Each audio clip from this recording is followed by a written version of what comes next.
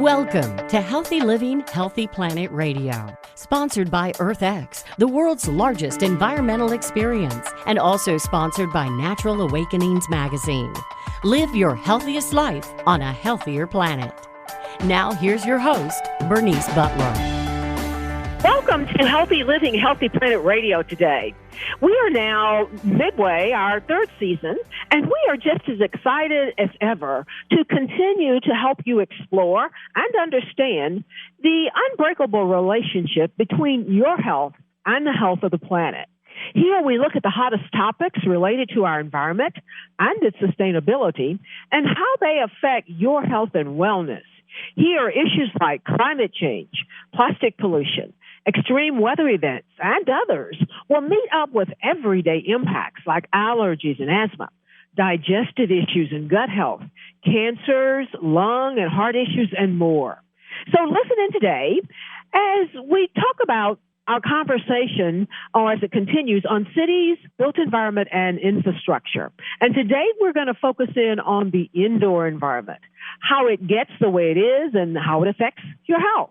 Now, the quality of our indoor environments affect our health, of course. They affect our well-being and our productivity, and risk for many other diseases are also impacted by it. As there are increased indoor air pollutants, indoors we also get surface contamination with toxins and other bad issues, and contact among the people at home, at work, in the transportation we use, and in many other public and private indoor places. All are affecting our health, well-being, and productivity. And lately, there's been shifting emphasis, which has led to a broadening focus on really prevention issues related to our indoor environments. But of course, first, we the people must understand the scope and the depth of our prevention needs in terms of issues related to our indoor environments. Our current realization of the importance of the built environment, which is what we've been talking about here all month on Healthy Living, Healthy Planet Radio.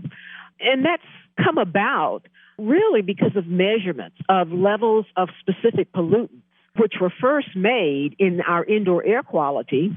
And these are also the major contributions of indoor exposures to our total overall personal exposures to air pollution. They're great and they've been recognized. Now, the recognition of the importance of the built environment has broadened by such dramatic problems as examples we've had of mobile homes that could not be occupied because of extremely high levels of formaldehyde that was in the building materials. You've had the findings of homes with radon levels as high as they are in underground uranium mines. And we've had the appearance of a new clinical issue or syndrome, as they call it, that's referred to as sick building syndrome. And that, too, has been linked to environmental issues. Now, some of the first measurements of our indoor air quality and air pollutants were made in the 1960s. In 1965, for example, scientists measured nitrogen dioxide level in Dutch homes, and they found that the outside air pollution from nitrogen dioxide was present at high levels in homes with gas-fired combustion devices, that is, devices that are burning something. And some of the initial measurements of tobacco smoke components were made in the 1970s. And then there were asbestos fibers were found in indoor air in public buildings and schools in the late 1970s as well as in the early 1980s. And then radon has been measured in indoor air as early as the 1950s, actually. But it gained more prominence as large numbers of measurements were taken in the 70s and 80s, and homes were found to be dramatically high in their concentration of radon. And then, of course, the problem of lead paint, which many are familiar with, and lead-contaminated surface dust in many of our inner city, as well as our older buildings, was measured and came to public knowledge in the 50s and the 60s. And, of course, we were living with all of that before then. Now, some health effects of our indoor air quality may show up shortly after a single exposure, or they can show up after repeated exposure to a pollutant. And these could include things such as irritation of the eyes, the nose, and throat, things such as headaches, dizziness, and fatigue. And such immediate effects as those are usually short-term and they're treatable. But sometimes the treatment is simply just eliminating the person's exposure to that source of indoor air pollution if it can be identified. And other health effects may show up either years after exposure or only after long repeated periods of exposure. And these effects, which include some respiratory diseases, also includes heart disease and cancer, can be severely debilitating or even fatal. Now, while pollutants commonly found in indoor air can cause many harmful effects, there's considerable uncertainty about what concentrations or what periods of exposure are necessary to produce specific health problems. But there are many, many studies going on with regards to various issues now. Now, it's increasingly, though, apparent that indoor environments are unique and that they contain significant exposures that can affect and do affect the health of the occupants. The exposures are the result, though, of a complex interaction between the structure, building systems, the furnishings in your home, the outdoor environment, and the building occupants themselves, and that's us, and the things that we do, the activities we're involved in. So as people spend more time indoors, the opportunities increase for significant health effects resulting from the exposures of the things they're in. And as well, climate change has the potential to affect the indoor environment because conditions inside the buildings are obviously influenced by conditions outside of them. Indoor environments contribute significantly to our total human exposure to air pollutants, as well as contaminants and illnesses, such as we've exposed or have been exposed to with COVID and other diseases. As people spend most of their time indoors, actually we spend about 90% of our time in shelters, or in other words, in buildings. You know, we sleep, eat, work, relax, exercise, play. We're born in buildings, we die in buildings. And so therefore, at a very, very basic level, an indoor environment is crucial for our health and safety and existence. Indoor air quality is influenced actually by the penetrating outdoor air. It's also influenced by specific pollutant sources, as we've mentioned, as well as the interaction between the buildings themselves and we, occupants of those buildings. And some pollutants may be 2 to 5 times more concentrated inside of buildings than they are outside. Nevertheless, the emphasis on the built environment indicates a shift toward a more holistic approach to indoor environments and the public's health. It indicates a shift consistent with the broadening realization of the multiple levels of environmental factors from the personal to the global that determine all of our health.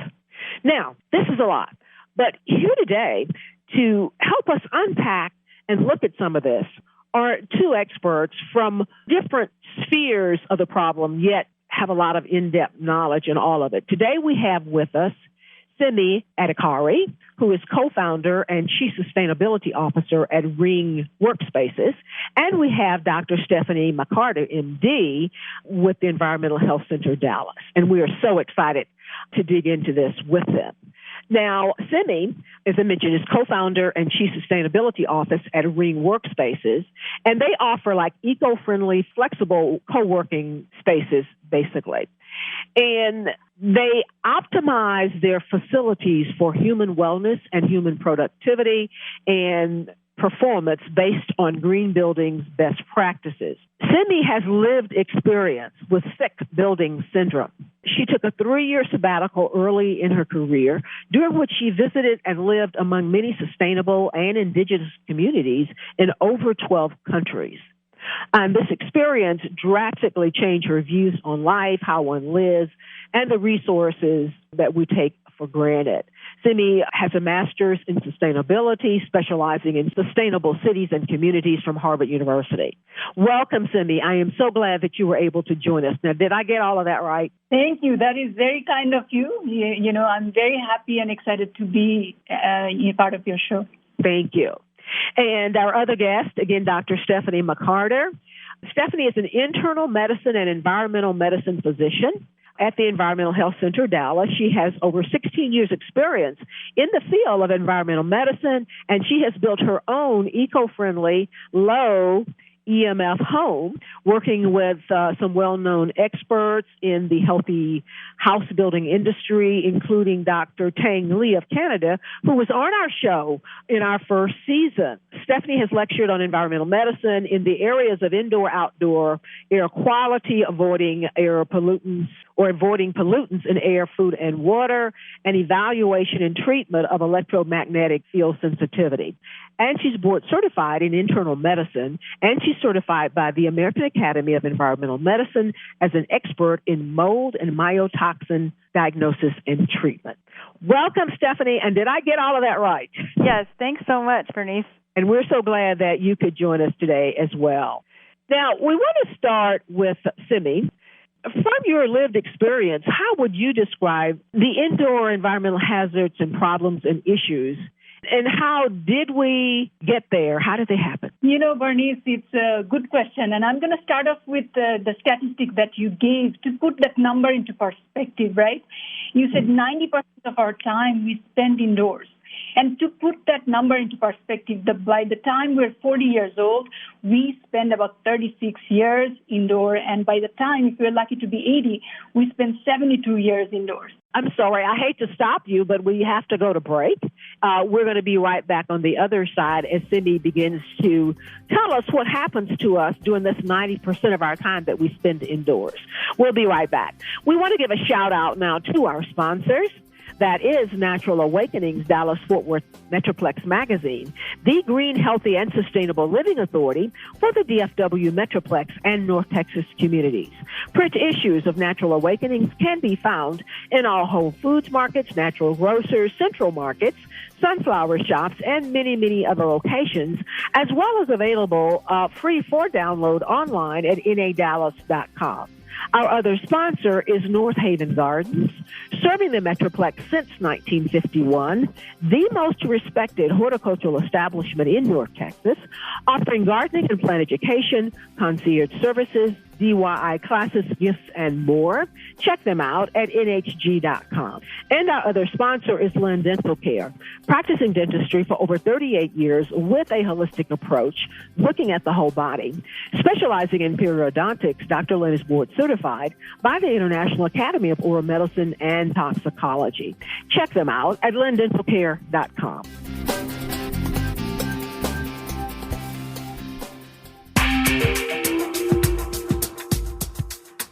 Welcome back to Healthy Living, Healthy Planet Radio, to today's show on cities, built environment, and infrastructure. And today we're focusing in on the indoor part of that built environment.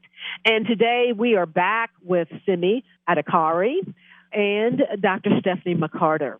Just before we went to break, Simee was acknowledging that we spend 90% of our time indoors, and she was just about to begin to tell us what happens during that 90% of the time. Thanks, Barney. So I was saying that if we're lucky to live for 80 years, 72 years of that is spent indoors. Something that I cannot wrap my head around is that we spend actually more time indoors than some species of whales spend underwater. We're a land-dwelling mammal that spend less time outdoors than whales spend on the surface. So where I'm getting with this is it's a significant proportion of our life and time. Therefore, that built environment, the impact of that becomes very significant because urbanization, that is the trend. By 2050, the UN data shows that 5% of the population, we are going to be living in buildings. But, our evolutionary history, are we built like that? So, that millions of evolution, and then if we look at where we became the Homo sapiens, that 150,000, ago, when did we start living in buildings? It's after the Industrial Revolution that we started working the way we are working, and then we started living in the modern kind of setup of the buildings and the built environment that we started building our infrastructure around. But however, our biology, did it evolve to be functioning optimally like that? Because we inherent memory, our genetic code, it kind of was wired in the savannah, right? Think about what's there: open water, grazing animals, plenty of sunlight, changing seasons. So it's our response to the built environment. It's not really intellectual sort of preference or aesthetic kind of choice. It's a visceral response. For example, how we interact with light. It's absorbed through our eyes and the skin. And, the doctor that is there, she can attest to all of that in more technical detail. But what I'm saying is that the impact of the built environment is paramount. However, if we look at, Bernice was talking about the Clean Air Act of 1970, a lot of talk about outdoor air pollution and health impact, and that made a significant improvement. But very little attention was paid towards the indoor environment. Even up till today, there's no national indoor air quality standard, right? But all the things we put in the indoors, it creates a kind of micro-toxic climate that does significantly impact our health and well-being. And there's actually evidence-based data. Harvard has done research, the COG effect study, that shows that how our cognitive function and many of the things directly are impacted by, the air quality, the CO2 level, the light, and many, many other those elements that is in our indoor environment that really dictates our health and well-being. Simee, and you brought 2 points that are there in front of us almost every day, but many of us don't think about, and that is evolutionary. The way we were built was not really for these indoor environments that we enjoy so much now. The other point I thought was really interesting.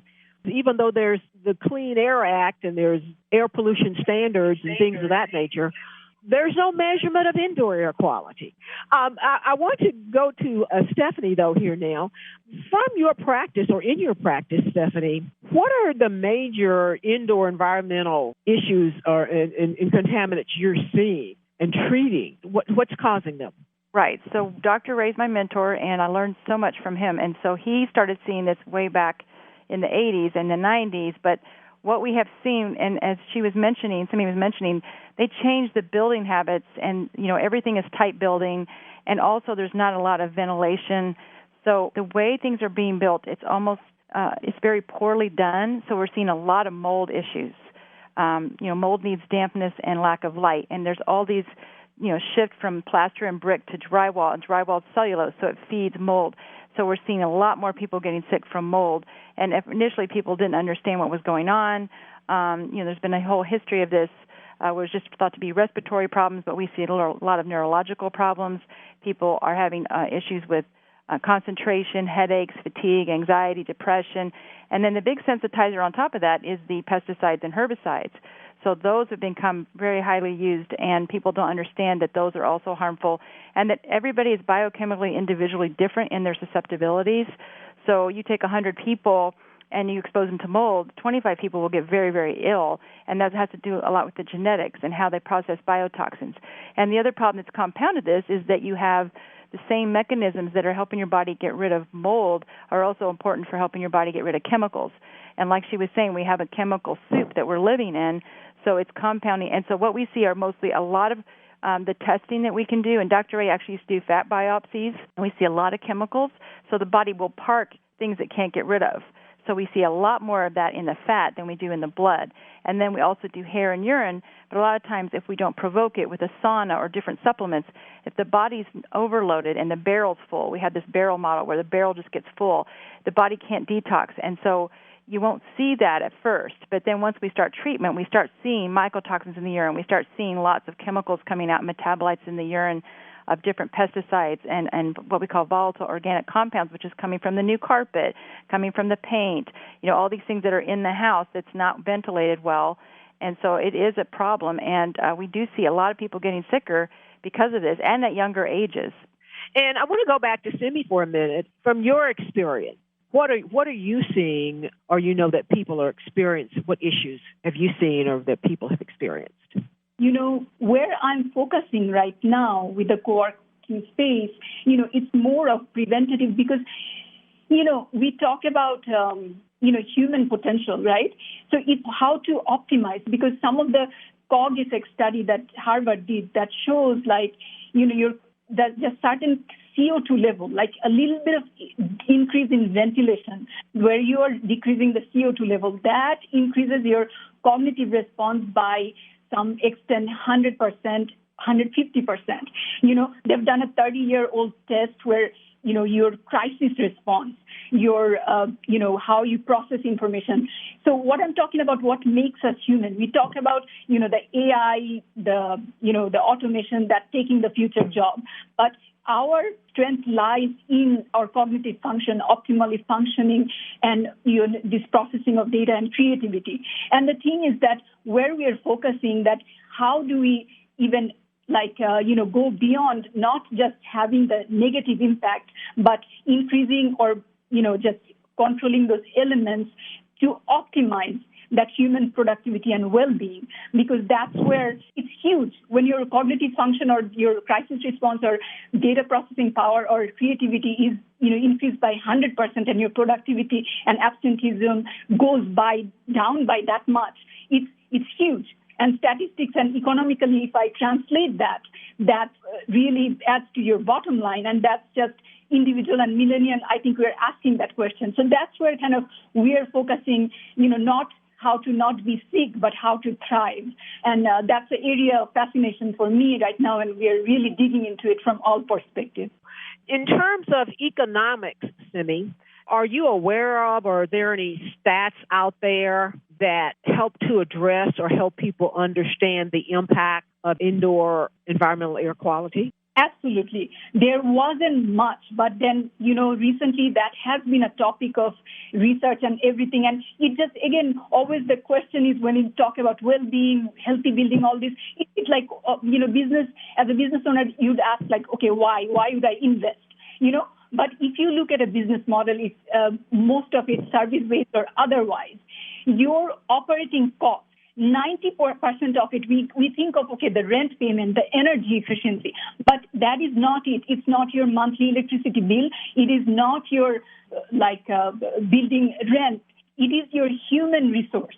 That is 90% of the strength. And, right now, the plethora of absenteeism, sick days, the musculoskeletal issues that people are having, productivity, decreased productivity, all those is huge. So we know from evidence-based study that, Harvard Cog Effects has done a specific study with ventilation rate, right? If you increase that by a little bit, you decrease the CO2 level. That has impact on your cognitive function. That increase the productivity. That would translate into almost $6,500 up to $1 per person per year.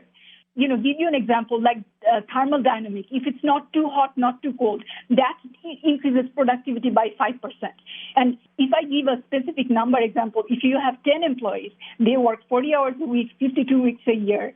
And if you can increase their productivity by 5%, which is a very small change in the indoor environment, air quality or something like that, that adds 130 working days in your calendar, which is almost like hiring a person for free for half a year. So if you can increase that by 10%, you are hiring another person for 1 year for free. So when you translate all that really translates into actual dollar amount and your company's bottom line. Indeed. And I don't think most of us realize that just a change in improving the environment of the indoor air quality has that kind of dollar amount. We're going to go to break now, and we'll be right back on the other side with Simee Adhikari as well as Dr. Stephanie McCarter, and they are both making us smarter about this that's right in front of our faces. Thank you. We'll be right back.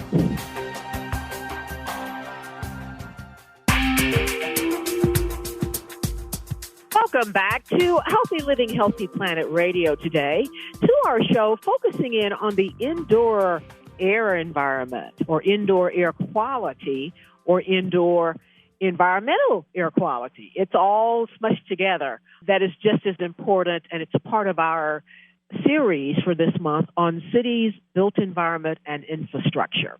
And we are back today with Simee Adhikari. She is with Ring Workspaces, and Dr. Stephanie McCarter with Environmental Health Center Dallas. again, thank you, ladies, so much for being with us today. Stephanie. Yes. I want to talk to you a little bit. In your practice, I always think of you all as like forensic doctors. Mm-hmm. And I know that Dr. Ray was in this for a long, long time. Almost 12 years ago when I went to meet with Dr. Ray, when I was about to start our Natural Awakenings magazine, they called me the day before and said, don't wear any lotions, perfumes, or deodorant. It's like, okay, that's, it was in the morning. I could get away with that. And then when I got there, I had to go through this door to his office that was like a submarine door. It was kind of like this steel airlocked door. Mm-hmm. Yeah, airlocked. But for the first time in my life, and I don't think it's happened to me since, I smelled what clean air smells like. Right. I could tell the difference. I could smell the difference. But that's why I lovingly call you the forensic docs. So can you tell us about how you all do this and tell us about maybe perhaps some of your more challenging cases? Sure, Bernice. So we use a lot of testing, but one of the big things that Dr. Ray taught was environmental control. So that's why he made that unit. So we had 5 times lower levels of pesticides, petrochemicals, molds, particulate matter from the outdoor pollution, because like you said, your body adapts, so then you don't know which symptom is triggered by what. So that was the nicest, most important thing that he taught. And 80% of health, I do believe, is related to your environment. And unfortunately, our 21st century environment is getting more polluted. If you look at the air quality in Dallas and Fort Worth areas, and a lot of the major cities, you can follow it on airnow.gov, but there's also apps. I love the Plume app, Plume, because they show you how much particulate matter is going on. It shows you the trends. And so all of this is super important because when you're constantly in it, like you said, you don't know what you're experiencing. So what we do is have our patients learn to adapt that at home to an environmental control where you're not using all these chemicals and you're not having this inundation of all this attack on your body. I mean, we have 80,000 synthetic chemicals in our environment today. And so by doing that, people start to notice, if I'm not wearing this fragrance, which, by the way, fragrance has 17 to 18 chemicals they don't have to divulge in the ingredient list. That's a thing that if you see the word fragrance, you're going to have a lot of different chemicals that can be affecting you, not just respiratory, sinus, but your nervous system, your GI system. So when patients stop wearing all that, they start to notice, oh, my gosh, that smell gives me a headache, and I have headaches at night all the time. So we also do, we actually can do like an allergy test, but our tests are different from allergy tests. We do what's called intradermal provocation. So we can actually provoke symptoms with different chemicals. We don't inject the chemicals, but the electromagnetic imprint. So basically like a frequency of what is similar to that, and then patients can actually get reproduction of symptoms. And then we neutralize it by diluting it. It's like homeopathic doses, but we neutralize that, and that actually can be used for treatment. And then we do urine, and we do blood tests. A lot of times the hair test, like I was mentioning earlier, may not show much if the person's body's overloaded because they're not detoxing. Their body can't keep up. It's not coming out. Yeah. Right, so it's not coming out. But then after we start sauna and we do lots of IV nutrients, we do a treatment with ozone. Ozone has been, we think of ozone as, oh no, it's bad. It is bad outside when it's binding with all these pollutants, but it's actually a wonderful treatment medically that was used since World War I with Germany, and they used it as an antiseptic.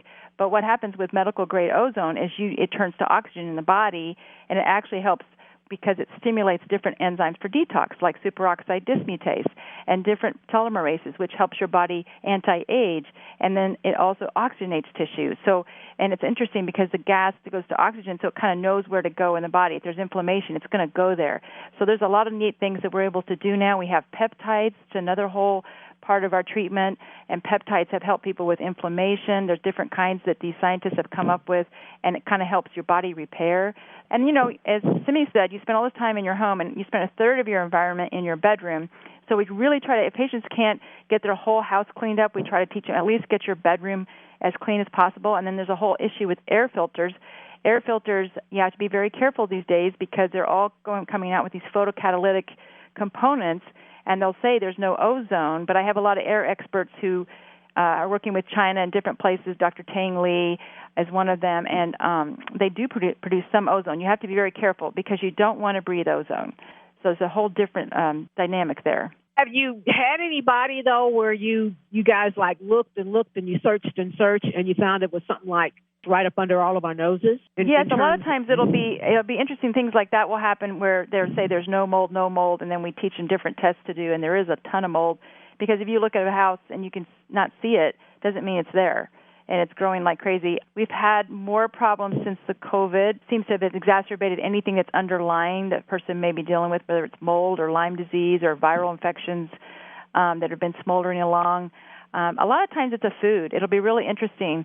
Patients will really tell you, oh, no, I don't eat that, or, my diet's good or whatever. And then we get something when we're testing, like the skin testing and trigger, and they get a huge reproduction of their symptoms. Or they've been, doing the sauna for a while, and it's like, I think of people as kind of like pig pen. They're like this cloud of stuff when they come in here, and then they start to detox, and it goes down. And when there's enough out of them, whatever pollutant or whatever it is that's bothering them, then suddenly they smell it, and they're like, oh, my gosh, this was what was triggering my problem. It's kind of like when smokers quit smoking, and then they can never want to smell cigarette smoke again. Yeah, they can stand it, yeah. It's the same concept. So it's been real interesting. But a lot of times it'll be a food, and they'll say, oh, I just ate a little bit of that every day. No. And that was the one thing. Interesting. Mm-hmm. Now, I want to go back to mold because I think we've all begun, to accept that molds are bad. There's no more denying that. So, if you talk to people about how molds affect them, what are the different types, are all of them harmful to our health? Address too, because I've even been told that for the most part, the leaves on the ground have mold too. Right. So mold is everywhere. That's how nature rots. That's how everything evolves.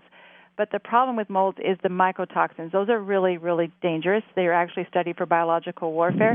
They're metabolites that the mold produces, and they can be very neurotoxic.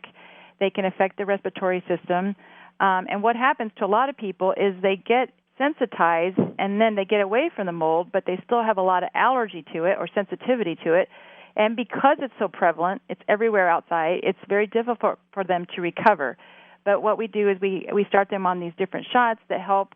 We also, do the sauna. There's different binders we teach patients how to use, lots of different supplements, our IV nutrients. Now, what's a binder? So things like charcoal, activated charcoal, or clay, bentonite clay.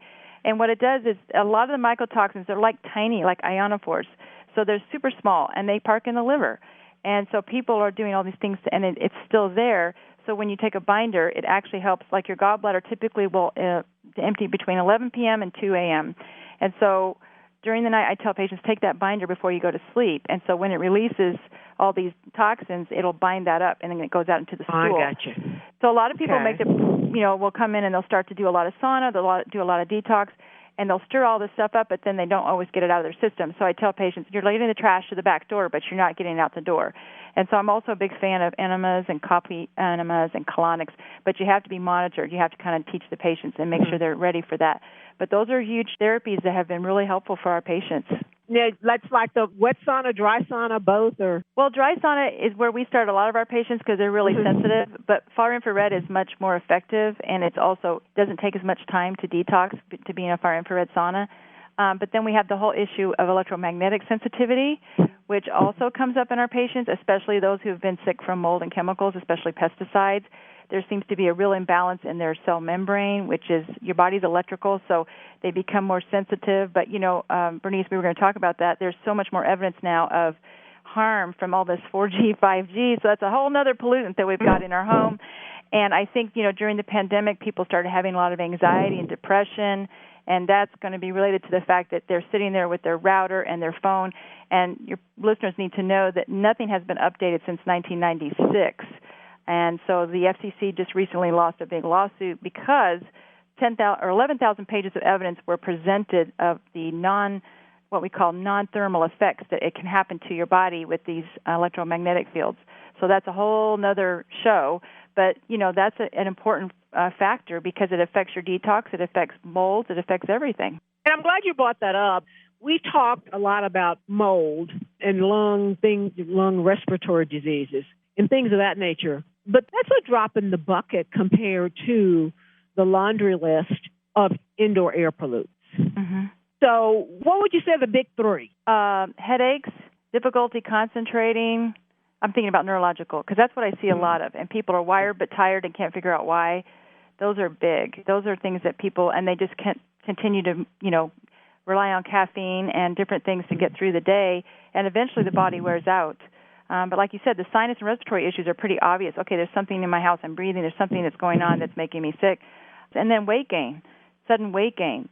People are like, I don't understand this. I'm not eating any differently, and I'm gaining all this weight. And then the other big one is fatigue. It's a huge problem.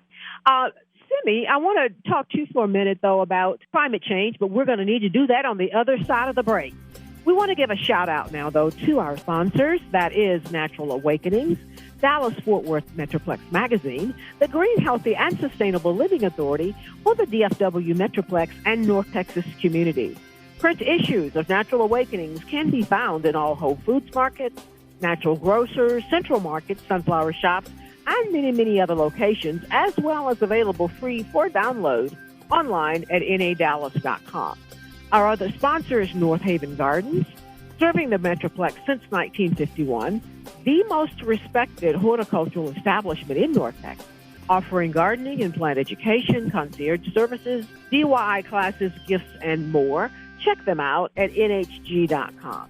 And our other sponsor is Lynn Dental Care, practicing dentistry for over 38 years with a holistic approach, none mercury, looking at the whole body. Specializing in periodontics, Dr. Lynn is board certified by the International Academy of Oral Medicine and Toxicology. Check them out at lindentalcare.com. Thank you, sponsors.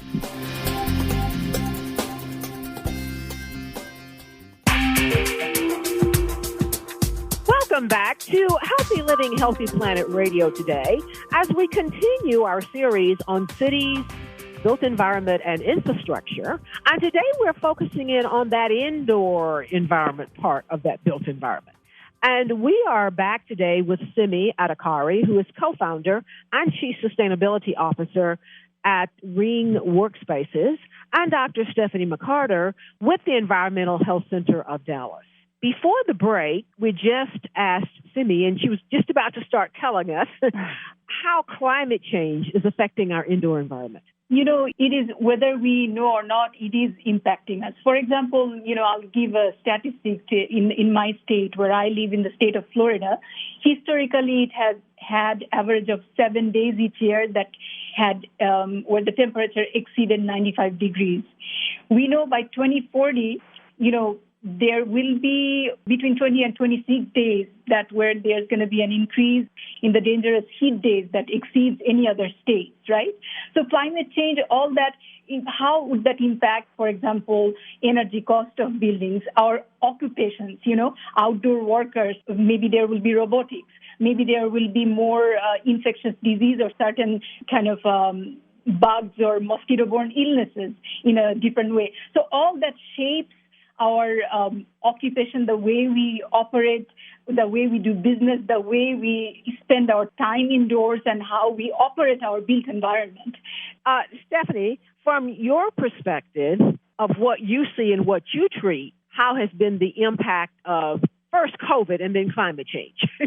Okay, so COVID, as I was mentioning earlier, people are, like, if they have sensitivities that they thought, maybe I'm a little food sensitive or I have a mold issue in my home, that seems to have made that much more obvious, and they seem to be sicker. So we are seeing that. We're seeing a lot of young people who we normally wouldn't see having issues with sensitivities, yes, and a lot of neurological problems. It seems like the athletes, we see a lot more of the cardiovascular problems. They do respond to treatment very quickly, so that's been really helpful, with the things I mentioned earlier as far as our treatments. And then I think because of COVID and everybody, like I said earlier, being inside and not, going out, if there's a problem in their home, it really becomes obvious because they get sicker and sicker and they don't know why. Then they find out, I had this mold in my home that I didn't realize because they're spending so much time at work. They didn't know until they spent all that time at home.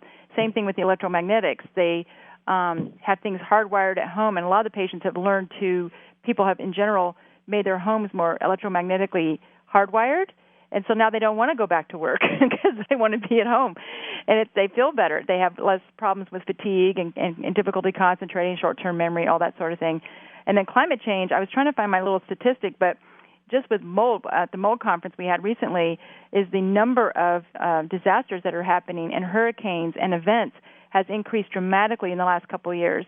So we've had a lot more issues with mold and people having damaged homes and dealing with all this climate change causing these events to happen, especially, down in the southern states where we have all the hurricanes.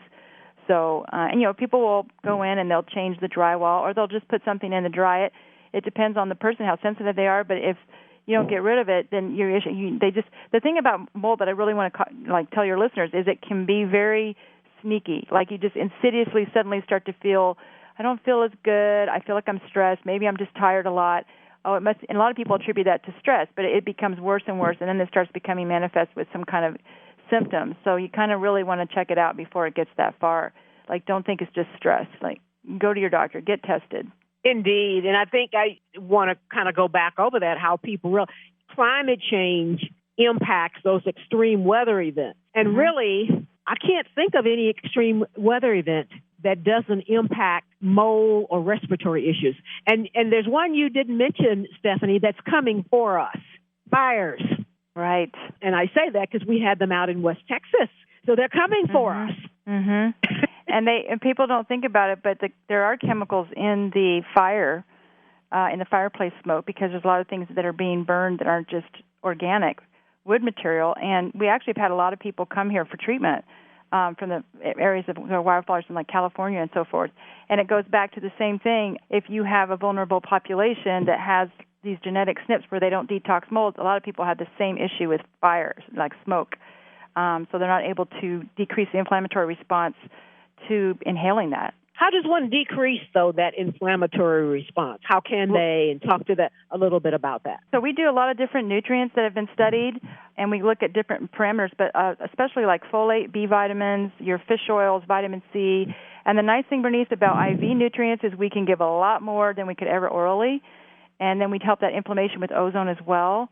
We do oxygen therapy that was adapted. Dr. Ray actually studied with Dr. von Ardeen, who was working during World War II in Germany, and he was a physicist that figured out that oxygen can really help when you have inflammation, especially the small blood vessels. So we as physicians are trained to look at the arterial oxygen and like, oh, your lips are pink, you're not blue, so you're good. But we don't get trained in oxygen coming back to the heart, so the venous level.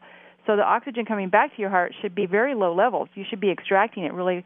And what we see is people aren't.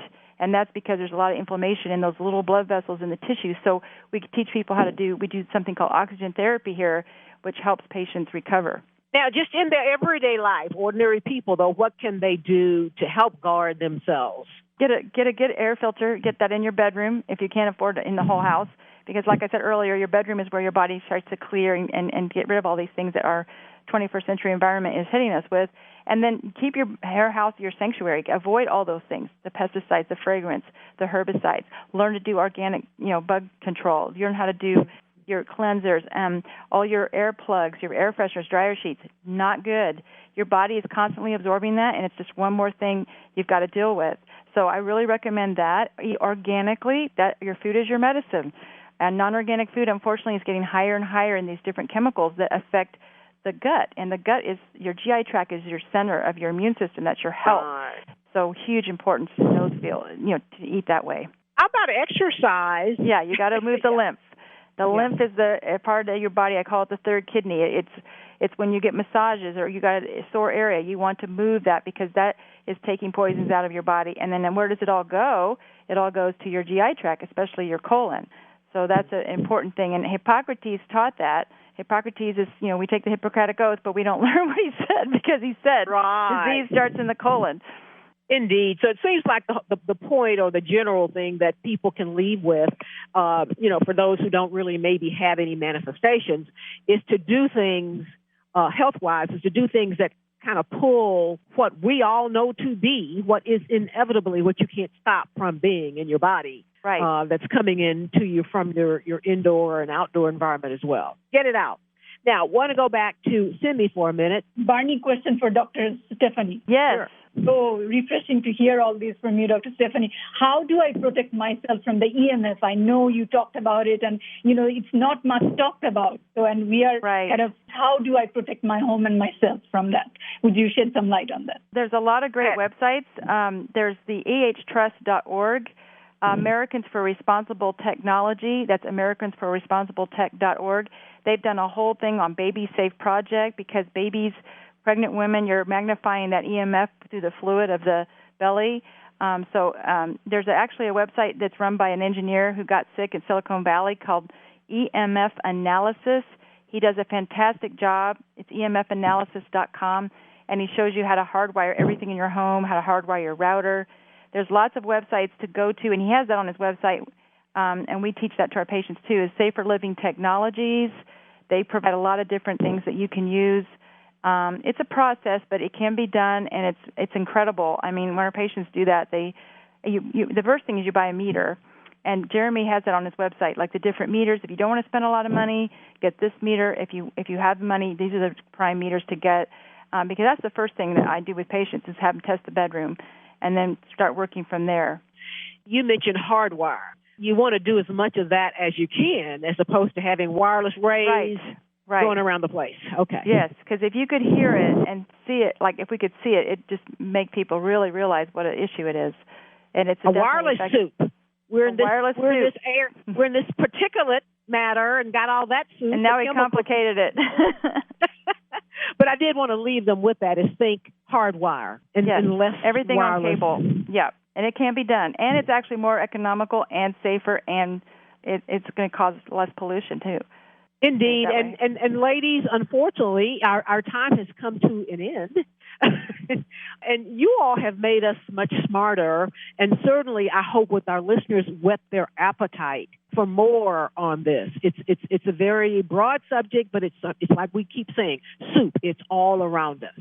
So we want to thank you again. We've been with Dr. Stephanie McCarter with the Environmental Health Center Dallas and Simee Adhikari with Ring Workspaces. And they really have made us smarter today, and we're going to continue that. So thank you for listening in, and thank you, ladies. Thanks for having us. Thank you. Thank you. And thank you for listening today to Healthy Living, Healthy Planet Radio. The conversation starts here, but our goal is for it to continue in your home, in your social circles, your workplaces, at the water cooler, and in the grocery checkout line, so that we can all work together to realize that healthy living is simply not possible without a healthy planet. Our culture is the result of 1 trillion tiny acts taken by billions of people every day, like yourself. And each of those tiny acts can seem insignificant, but all of them add up, one way or the other, to the change we each live through. This is your host, Bernice Butler. Thank you for listening in today, and join us again next week for more Healthy Living, Healthy Planet Radio as we talk about the built environment, looking at trees and how they rub up against houses and roads. Thank you.